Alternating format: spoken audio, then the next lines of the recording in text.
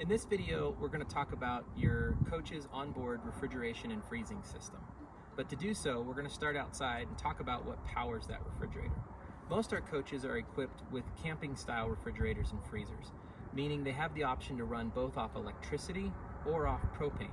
So make sure anytime you're operating your refrigeration system that you've verified that your propane tank is turned on and that you have propane pressure. Now that we've verified the propane system's on outside, let me familiarize you with the controls for the fridges inside. If you open up the freezer, this is a camping style fridge and not a residential style fridge. There's a control at the top that has two buttons on it. One is a simple on and off button, and then the one on the right here gives you the option between running strictly off propane or setting it to an automatic function, which will automatically, anytime you're plugged into shore power at a campground or running the generator, it'll switch over from propane to running off electricity.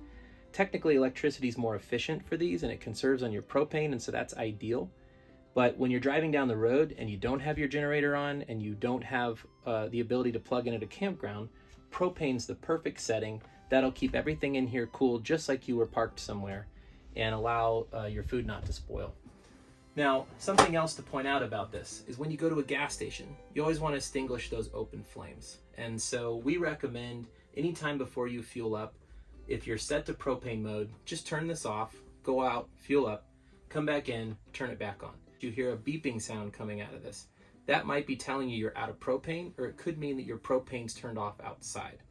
So those are some things to familiarize you with about the controls and the warning indicators. Now, some other things I'd point out about RV fridges and freezers.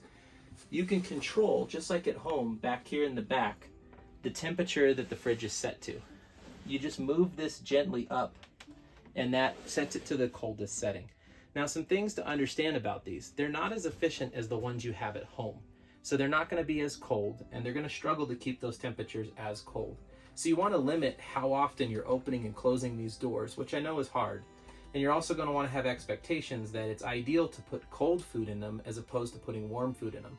And something that we often hear from renters when they get out on the road is, hey, my fridge is warm, but that's more than likely because they left these doors open for several minutes, just like you would at home when you brought groceries home, emptied all the cold air out, and then put warm food in there, which caused it to fight against the refrigerator and cooling it back down. But in that case that happens, just like at home, the refrigerator will catch up, but it can take sometimes 6 to 12 hours for a refrigerator to get cold again. So just keep that in mind, and obviously the more you can limit how much you open and close these doors, the more efficient the refrigerator is going to run for you.